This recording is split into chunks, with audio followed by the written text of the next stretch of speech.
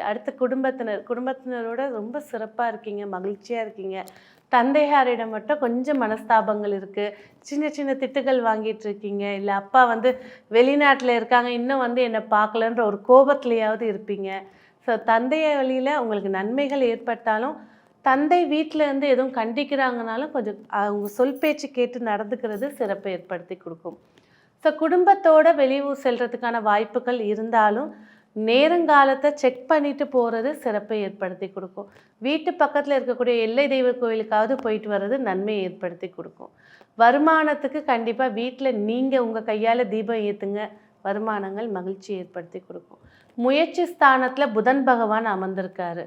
அதாவது உங்களோட முயற்சிகள் இருமுறை எடுக்கும்போது வெற்றி ஏற்படுத்தி கொடுக்கும்.